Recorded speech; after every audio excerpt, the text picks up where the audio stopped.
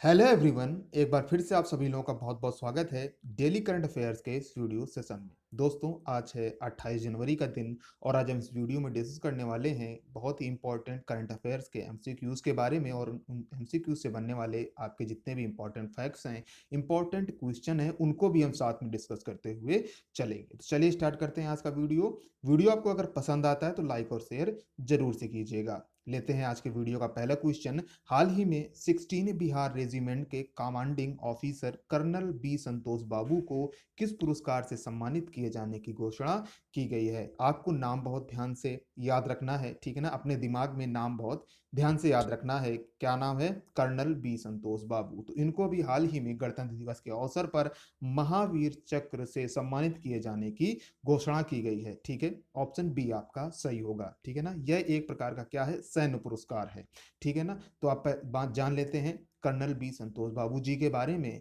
तो इन्होंने पिछले साल, आप सभी जानते हैं कि गलवान घाटी में संघर्ष हुआ था आपका, ठीक है ना? हाँ, तो गलवान घाटी में संघर्ष के दौरान ये शहीद हो गए थे, ठीक है ना? इन्होंने अपनी जान गंवा दी थी, तो इन्हें यह पुरस्कार मरणोपरांत दिया जा रहा है, पॉस्टुमसली दिया जा रहा है। ये जो आपके वीरता पुरस्कार होते हैं, या फिर इस तरीके से कहें कि ये जो सैन्य पुरस्कार हैं या फिर वीरता पुरस्कार हैं, इनकी घोषणा साल में 2 बार की जाती है। एक तो पहले की जाती है गणतंत्र दिवस पर, जो आपकी 26 तारीख को की गई, और एक की जाती है आपकी स्वतंत्रता दिवस पर, यानी 15 अगस्त को, ठीक है ना? ये जो आपके पुरस्कार हैं, ठीक है ना, ये जो आपके गैलेंट्री अवार्ड हैं, सैन्य पुरस्कार हैं, ये 2 तरह के होते हैं। कौन कौन से होते हैं? देखिए, जान लेते हैं इसके बारे में। एक तो होते हैं युद्ध काल के दौरान, ठीक है ना? हाँ, युद्ध काल के दौरान दिए जाने वाले पुरस्कार, और एक शांति काल के होते हैं, ठीक है ना? एक होते हैं युद्ध काल के पुरस्कार और दूसरे होते हैं शांति काल के। तो युद्ध काल के भी 3 पुरस्कार हैं और शांति काल के भी 3 पुरस्कार हैं। कौन कौन से? युद्ध काल के कौन कौन से देख लीजिए। सबसे बड़ा है आपका परमवीर चक्र, ठीक है? उसके बाद महावीर चक्र और उसके बाद वीर चक्र। ये हैं युद्ध काल के पुरस्कार, ठीक है? अब शांति काल के पुरस्कार कौन से हैं? है आप पहला है आपका अशोक चक्र, फिर है कीर्ति चक्र और फिर है आपका शौर्य चक्र, ठीक है? तो इन दोनों कैटेगरीज को आपको याद रखना है, और ये जो 6 पुरस्कार हैं, इनका भी नाम आपको याद रखना है। और आप सभी जानते हैं कि गणतंत्र दिवस के अवसर पर पद्म पुरस्कारों की घोषणा की गई, जिसका मैंने एक वीडियो ऑलरेडी अपलोड कर दिया है। डिटेल से वीडियो है, उसमें सारी जानकारी है, सभी रिलेटेड क्वेश्चंस और एक कंप्लीट लिस्ट है। तो अगर आपने अभी तक उसको नहीं देखा है तो जरूर से जाकर के देख लीजिएगा, और वीडियो के लास्ट में मैं उसका लिंक भी दे दूंगा, ठीक है ना? हाँ, तो वो वहां से आप क्लिक करके देख सकते हैं। चलिए आगे बढ़ते हैं दूसरे क्वेश्चन में। हाल ही में गणतंत्र दिवस के अवसर पर किस पर्व की शुरुआत की गई? ठीक है ना? गणतंत्र दिवस के अवसर पर किस पर्व की शुरुआत की गई? तो ये पर्व है आपका भारत पर्व। ऑप्शन सी आपका सही होगा। भारत पर्व 2021 के गणतंत्र दिवस के अवसर पर शुरुआत की गई, ठीक है ना? ये जो आपका भारत पर्व है, इसकी मनाने की शुरुआत कब से की गई थी? सन 2016 से इसको मनाया जा रहा है प्रत्येक वर्ष गणतंत्र दिवस के अवसर पर, और ये 5 दिन चलने वाला आपका पर्व है, ठीक है ना? कब से कब तक मनाया जाएगा? 26 जनवरी से आपका 31 जनवरी तक आपका ये मनाया जाएगा, ठीक है ना? 5 दिन, या फिर इस एक तरीके से कहें 6 दिन आपका ये चलता है, ठीक है ना? और जो इसका आयोजन है, वो भारत के अलग-अलग हिस्सों में, ठीक है, किया जाता है। और इसका जो आयोजन है किसके द्वारा किया जाता है? पर्यटन मंत्रालय द्वारा इसका आयोजन किया जाता है, ठीक है? किसके द्वारा? पर्यटन मंत्रालय के द्वारा इसका आयोजन किया जाता है। चलिए आगे बढ़ते हैं, नेक्स्ट क्वेश्चन लेते हैं। वीडियो आपको पसंद आ रहा है तो लाइक और शेयर जरूर से कर देना है, और आपके मन में अगर कोई सवाल आ रहा है तो आप बिना किसी रजिस्ट्रेशन के पूछ सकते हैं, बिना किसी हिचकिचाहट के पूछ सकते हैं। तीसरा लेते हैं। हाल ही में धानीपुर मस्जिद परियोजना का औपचारिक शुभारंभ कहाँ किया गया, या फिर यूं कहें कि किस राज्य में किया गया? तो इस परियोजना का शुभारंभ उत्तर प्रदेश में किया गया। किस राज्य में? उत्तर प्रदेश में। ऑप्शन ए आपका सही होगा। उत्तर प्रदेश के अयोध्या के धन्नीपुर गांव में, किस गांव में? धानीपुर गांव में इस परियोजना का आयोजन किया गया। अच्छा, अब ये कैसे आपके लिए इंपॉर्टेंट है, इसके बारे में बात कर लेते हैं, ठीक है ना? तो आप सभी जानते हैं कि पिछले साल, या फिर यूं कहें कि बाबरी मस्जिद और राम मंदिर का रिजल्ट आ गया था, ठीक है ना? हाँ, पिछले साल तो खैर नहीं, उसके पहले, क्योंकि पिछला साल तो आपका पूरा कोरोना में चला गया, खत्म हो गया, ठीक है ना? हाँ, तो बाबरी मस्जिद और राम जन्मभूमि जो आपका मुकदमा था, उसमें सुप्रीम कोर्ट ने आदेश दिया था, ठीक है, कि यहाँ पर आपका मस्जिद है, या फिर यूं कहें कि मंदिर है, ठीक है ना? हाँ, तो वहां पर आपका मंदिर का निर्माण किया जाएगा, और मस्जिद बनाने के लिए अलग से सरकार के द्वारा भूमि को आवंटित किया जाएगा। कितनी भूमि दी जाएगी? 5 एकड़ की भूमि दी जाएगी, ठीक है ना? 5 एकड़। तो ये जो मस्जिद है, इसी 5 एकड़ के भूखंड में आपकी ये बनाई जाएगी, ठीक है ना? हाँ, तो जो आप उत्तर प्रदेश सरकार के द्वारा भू आवंटित कर दी गई है और अब इस पर ये मस्जिद का निर्माण किया जा रहा है। ठीक है ना? हाँ, तो मस्जिद आपकी निर्माण किसके द्वारा किया जा रहा है? इंडो इस्लामिक कल्चरल फाउंडेशन के द्वारा इस मस्जिद का निर्माण किया जा रहा है। ठीक है ना? लगभग 30 महीने लगेंगे इस मस्जिद को पूरा होने में। इस मस्जिद के 3 भाग हैं। ठीक है? कितने भाग हैं? 3 भाग में ये डिवाइडेड है। एक भाग में क्या है आपका, एक मस्जिद होगी जो बहुत ही अत्याधुनिक डिजाइन पर बनी होगी। ठीक है ना? हाँ, एकदम मॉडर्न मॉडर्न डिजाइन होगा इसका, आधुनिक डिजाइन होगा इस मस्जिद का। दूसरा भाग है, उस पर क्या है, एक मल्टीपर्पज हॉस्पिटल होगा 200 बेड वाला। ठीक है? एक हिस्से में हो गई आपकी मस्जिद, एक हिस्से में हो गया आपका हॉस्पिटल, मल्टीपर्पज हॉस्पिटल 200 बेड वाला। और तीसरे हिस्से में क्या होगा? तीसरे हिस्से में होगा Indo Islamic cultural research centre. ठीक है? Indo Islamic cultural research centre होगा। तो ये तीनों हिस्सों में आपका ये पूरा परिसर जो है डिवाइड होगा। ठीक है? याद रखना है, इंपॉर्टेंट आपके लिए ये जानकारी है। चलिए बढ़ते हैं चौथे क्वेश्चन की तरफ। चौथा क्वेश्चन देखने से पहले मैं आपसे कहना चाहूंगा कि आप हमसे अगर सोशल मीडिया पर जुड़ना चाहते हैं, जैसे कि फेसबुक पेज है, इंस्टाग्राम पेज है, इससे जुड़ना चाहते हैं आप, या कोई चीज़ डिस्कस करना चाहते हैं, तो आप नीचे डिस्क्रिप्शन बॉक्स में आपको लिंक मिल जाएगा, वहां से जा करके आप लिंक पर क्लिक करिए और हमसे जुड़ सकते हैं। ठीक है ना? चलिए चौथा क्वेश्चन देते हैं। हाल ही में आईएमएफ ने हाल ही में आईएमएफ ने 2021 में भारत की कितने से अधिक की विकास दर का अनुमान लगाया है? ठीक है ना? तो इंटरनेशनल मॉनेटरी फंड ने भारत की 11% से अधिक विकास दर का अनुमान लगाया है। ऑप्शन डी आपका सही होगा। आईएमएफ ने ऐसा अनुमान लगाया है कि जो भारत की विकास दर है 2021 में 11.5% रहेगी। ठीक है ना? हाँ, एक तरीके से दुगनी विकास दर। ठीक है ना? किसकी? अर्थव्यवस्था की विकास दर, है ना? तो जो आईएमएफ की तरफ से नवीनतम आंकड़े जारी किए गए, उसमें भारत को दुनिया की सबसे तेज विकासशील अर्थव्यवस्थाओं का टैग हासिल हुआ है। ठीक है? अब फिर भारत को फॉलो करते हुए अन्य देश हैं। चीन दूसरे नंबर पर है, जिसका परसेंटेज बताया गया है 8.1%। स्पेन आपका तीसरे स्थान पर है। ठीक है? जिसका बताया गया 5.9%। तो पहले नंबर पर भारत हो गया, दूसरे नंबर पर आपका चीन हो गया, और स्पेन तीसरे स्थान पर हो गया। ठीक है ना? तो किसके द्वारा ये अनुमान लगाया गया है? IMF, international monetary fund. तो अब बात हो रही आईएमएफ की, तो थोड़ा सा इसके बारे में भी जानकारी देख लेते हैं। तो आईएमएफ की स्थापना जुलाई 1945 में की गई। ठीक है? हाँ, इसका हेडक्वार्टर कहाँ है? वाशिंगटन डीसी में है। वर्तमान में इसके एमडी कौन है? Kristalina Georgieva. कौन है? Kristalina Georgieva. इसमें एक भारतीय है चीफ इकोनॉमिस्ट के पद पर। ठीक है ना? कौन से? चीफ इकोनॉमिस्ट के पद पर गीता गोपीनाथन। याद रखना है, गीता गोपीनाथन। बहुत ही इंपॉर्टेंट आपका यहाँ से क्वेश्चन बनता है। चलिए बढ़ते हैं पांचवें क्वेश्चन की तरफ। हाल ही में किस देश के प्रधानमंत्री ग्यूसेप कोंटे, क्या नाम है? ग्यूसेप ग्यूसेप कोंटे ने अपने पद से इस्तीफा दे दिया है। तो ये प्रधानमंत्री थे किसके? इटली देश के। ऑप्शन ए आपका सही होगा। क्यों दे दिया इस्तीफा? क्योंकि कोरोना का आप सभी जानते हैं, पूरी दुनिया में संकट आया। ठीक है ना? कोरोना महामारी पूरी दुनिया में फैली, जिससे क्या है, बहुत से देशों की अर्थव्यवस्था में संकट आ गया। ठीक है? तो ऐसा ही कुछ प्रभाव इटली में देखने को मिला।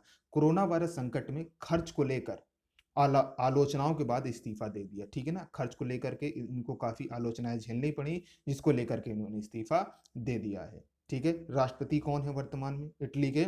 सार्जियो मार्टरेला। कौन है? सार्जियो मार्टरेला। ठीक है?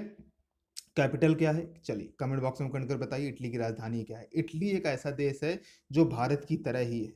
मतलब क्या है? भारत की तरह ही है। इसकी जो भौगोलिक स्थिति है, क्या है? भौगोलिक स्थिति है वो बिल्कुल भारत की तरह है। ठीक है ना? हाँ, जैसे कि भारत की तरह भौगोलिक स्थिति क्या, भारत के दक्षिणी भारत में यानी कि प्रायद्वीप में क्या है आपका, दक्षिण भारत में क्या है, तीन ओर से समुद्र से घिरा हुआ है नीचे की तरफ, और उत्तर हिमालय पर्वत है भारत में। ठीक है ना? ऐसे ही कुछ इटली का है। इटली तीन तरफ से पानी से घिरा हुआ है, और इसके उत्तर में क्या है, एक पर्वत श्रृंखला है। ठीक है ना? हाँ, तो भौगोलिक स्थिति लगभग भारत की तरह है। चलिए आगे बढ़ते हैं छठे क्वेश्चन की तरफ। हाल ही में जस्टिस पीवी संजय कुमार को किस हाई कोर्ट का चीफ जस्टिस नियुक्त किया गया है? तो पीवी संजय कुमार जी को मणिपुर हाई कोर्ट का चीफ जस्टिस नियुक्त किया गया है। ऑप्शन डी आपका सही होगा। ठीक है ना? इसके पहले ये पंजाब व हरियाणा के चीफ जस्टिस थे। इनको सुप्रीम कोर्ट के कोलेजियम के द्वारा नियुक्त किया गया, या फिर उनको यह निर्णय, कोलेजियम ने निर्णय लिया है कि ये मणिपुर हाई कोर्ट के मुख्य न्यायाधीश बनेंगे। ठीक है? बात हो रही है मणिपुर की, तो मणिपुर के वर्तमान में मुख्यमंत्री हैं एन बीरेन सिंह, और गवर्नर हैं नजमा हेपतुल्ला। बढ़ते हैं सातवें क्वेश्चन की तरफ। हाल ही में भारतीय खिलाड़ी प्रशांत डोरा का निधन हो गया, इनका संबंध किस खेल से था? तो भारतीय खिलाड़ी प्रशांत डोरा का संबंध फुटबॉल से था। ऑप्शन ए आपका सही होगा। यह 44 वर्ष के थे जब इनका निधन हुआ। प्रशांत डोरा फुटबॉल टीम के गोलकीपर थे। किस रोल में किस क्या रोल था इनका? गोलकीपर का रोल था। ये टीम में गोलकीपरिंग करते थे, ठीक है ना। इन्होंने 1999 में, कब? 1999 में थाईलैंड के खिलाफ अपना फुटबॉल में पदार्पण किया था, ठीक है ना। यानी कि पहला मैच थाईलैंड के खिलाफ 1999 में खेला था। बढ़ते हैं 8वें क्वेश्चन की तरफ। हाल ही में जेल पर्यटन, देखिए नाम सुनने में थोड़ा सा अजीब लगेगा लेकिन अच्छा है, खबर आपके लिए इंपॉर्टेंट है। जेल पर्यटन पहल की शुरुआत किस राज्य सरकार ने की है? कौन सी? जेल पर्यटन, ठीक है ना। हाँ, तो ये योजना को शुरू किया है, इस पहल को शुरू किया है महाराष्ट्र सरकार ने। ऑप्शन बी आपका सही होगा। चलिए इसके बारे में थोड़ा सा जान लेते हैं।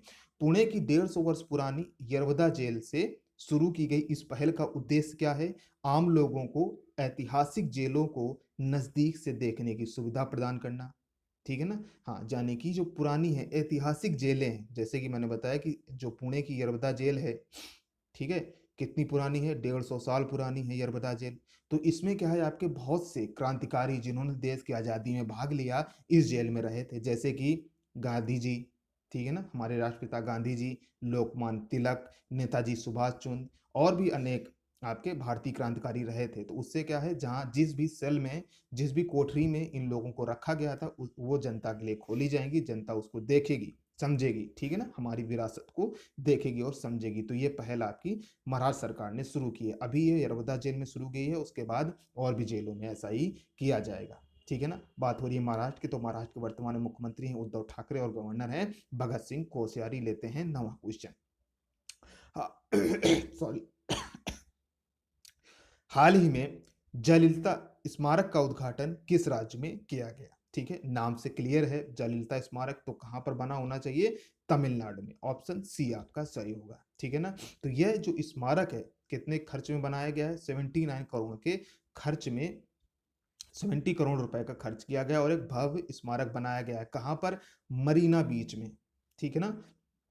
मरीना बीच के किनारे स्थित 9 एकड़ भूमि पर आपका यह स्मारक बना हुआ है, ठीक है। हाँ, जो तो इस स्मारक का उद्घाटन किसने किया?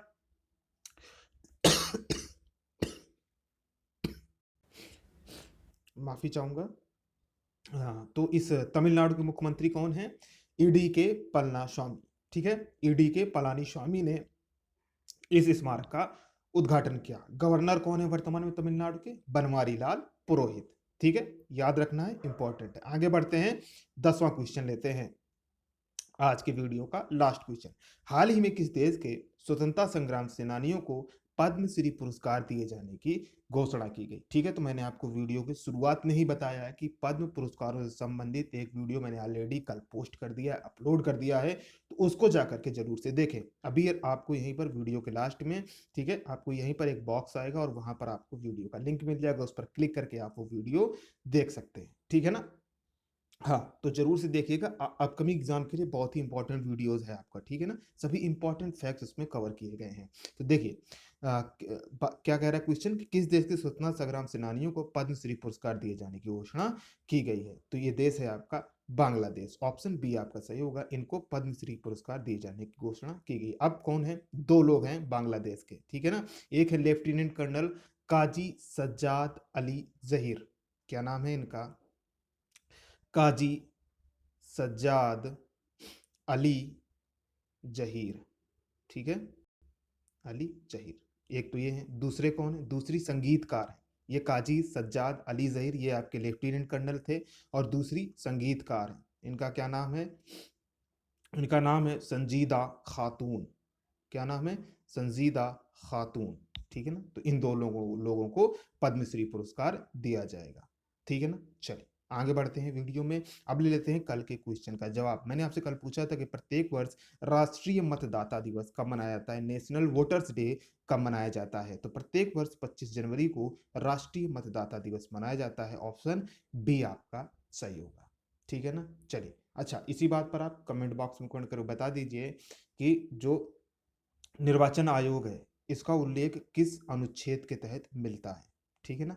हाँ, चलिए आगे बढ़ते हैं। अब ले लेते हैं क्वेश्चन ऑफ द डे। इसका जवाब आपको कमेंट बॉक्स में कमेंट करके बताना है। हाल ही में किस देश के पूर्व पीएम को पद्म विभूषण पुरस्कार दिए जाने की घोषणा की गई है? 4 ऑप्शन है आपके पास, इनमें से जो भी आपको ऑप्शन करेक्ट लगता है वो आप कमेंट बॉक्स में कमेंट करके आप हमारे साथ शेयर कर सकते हैं। वीडियो आपको कैसा लगा हमें ज़रूर से बताएँ। आपके पास कोई सजेशन है, आप कोई सुझाव देना चाहते हैं तो वो भी आप दे सकते हैं, ठीक है? अब आप यहाँ तक आ गए हैं देखते हुए, तो अब आप चैनल को ज़रूर से सब्सक्राइब कीजिएगा और नोटिफ़िकेशन बेल को भी प्रेस कीजिएगा, जिससे आप कोई भी वीडियो मिस ना कर सकें। ठीक है ना? हाँ, लाइक और शेयर ज़रूर से कर दीजिएगा। थैंक्स फॉर वॉचिंग, मिलते हैं नेक्स्ट वीडियो में। तब तक के लिए आप सभी का बहुत-बहुत धन्यवाद।